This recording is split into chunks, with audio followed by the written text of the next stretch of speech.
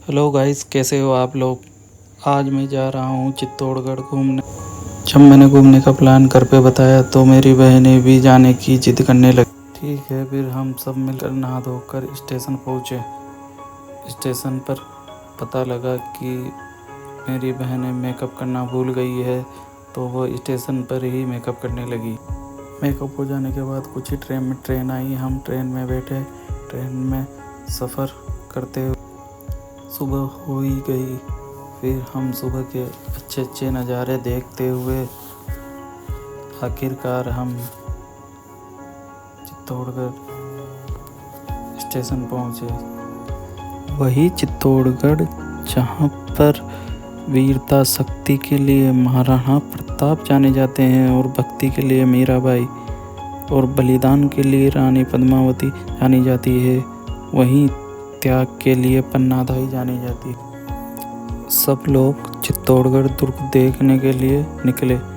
कहा जाता है कि भारत का ही नहीं, एशिया का सबसे बड़ा दुर्ग भी चित्तौड़गढ़ दुर्ग को कहा जाता है, जो 750 एकड़ में फैला हुआ है। चित्तौड़ के 7 गेटों को पार करते हुए हम चित्तौड़गढ़ दुर्ग पहुँचे। वहाँ पर हमने 40 रुपये का टिकट लिया और चित्तौड़गढ़ का अच्छा देखा और नज़ारा बहुत खूबसूरत था। फिर महाराणा कुंभा पैलेस की ओर गए। वही कुंभा महल जहाँ पर मीराबाई का समय बीता। मीराबाई जो राठौर वंश नागौर जिले मेड़ता सिटी कुल रियासत की बेटी रही। चित्तौड़ मीरा का ससुराल था। हम आपको कुछ इन्फॉर्मेशन और देना चाहते हैं। आपने पन्नाधाई के बारे में तो सुना ही होगा, जिसने अपने बेटे चंदन के 2 टुकड़े करवाकर राजा उदय सिंह को बचाया था। इन महलों की दीवारें अधिकतर क्षतिग्रस्त हो गई है, फिर भी यहाँ से चित्तौड़गढ़ का नज़ारा बहुत सुंदर दिखाई देता है। श्री कृष्ण भगवान का मंदिर स्थित है। वही कृष्ण भगवान जिनकी आराधना मीराबाई करती थी। श्री कृष्ण भगवान के मंदिर के सामने गरुड़देव जी भी बैठे हुए हैं, जो श्री कृष्ण भगवान को प्रणाम करते हुए देखे हैं। मीरा के मंदिर में पहुंचे। मीराबाई की मूर्ति भी है, जिसको हमने दर्शन करते हुए इसका निर्माण महाराणा कुंभा ने 14वीं शताब्दी में करवाया था। मंदिर के अंदर भगवान कृष्ण के साथ मीराबाई की मूर्ति भी बनी हुई है। दर्शन करते हुए हम आगे की ओर गए। वहाँ पर मैंने एक घोड़ा देखा, जिसको देखकर मुझे महाराणा प्रताप के वीरता साहसी घोड़े चेतक की याद आ गई। फिर देखते ही देखते हम आगे की ओर गए। वहाँ पर मैंने राजस्थान का बुर्ज खलीफा देखा, जिसे विजय स्तंभ के नाम पर जाना जाता है। वही विजय स्तंभ जिसे राणा कुंभा ने बनवाया था। यहाँ पर विजय स्तंभ के पास में एक शिव मंदिर भी है, जिसे समाधि शिव मंदिर बोलते हैं। कहा जाता है कि समाधि शिव मंदिर में समस्याओं के निवारण के लिए मंदिर जाना जाता है। यहाँ पर जौहर स्थल भी, विजय स्तंभ के पास में जौहर स्थल भी है, जिसमें 1300 में 16,000 दासियों ने जौहर कर लिया था। ये जौहर स्थल है दोस्तों।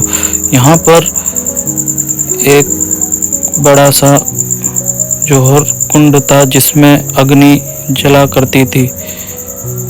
इसके पास में आपको दिखाई दे रहा है ये मंदिर, जिसमें ब्रह्मा विष्णु महेश का मंदिर कहा जाता है। आपको दर्शन करवाते हैं। ब्रह्मा विष्णु महेश तीनों के रूप यहाँ पर देखने मिलते हैं। ये गेट आपको दिखाई दे रहा है, इसे नॉर्थ जौहर गेट भी बोलते हैं, जहाँ से रानी पद्मावती अपनी दासियों के साथ राणा कुंभा महल जाती थी, नहाने दर्शन करने जाया करती थी।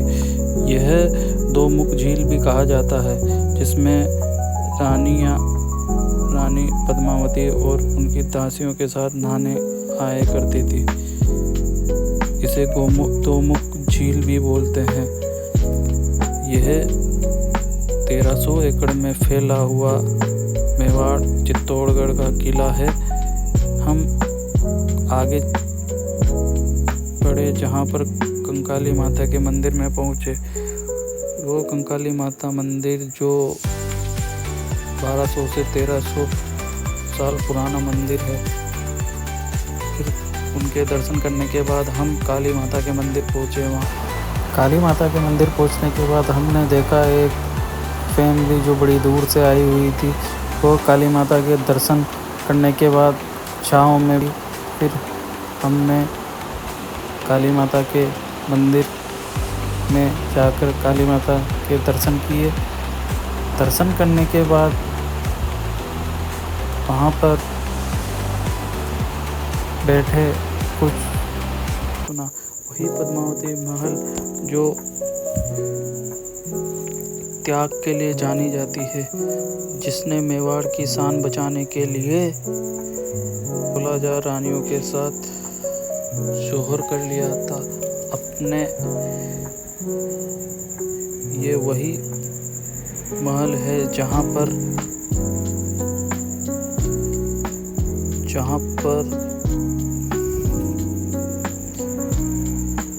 रॉयल फैमिलियों को पहराया जाता था। यहाँ पर अनेक दासियाँ भी आया करती थी और कहा जाता है कि रानी पद्मावती की एक झलक अलाउद्दीन खिलजी देखने के लिए यहाँ पर आया था, जिसे कांच के माध्यम से दिखाई गई।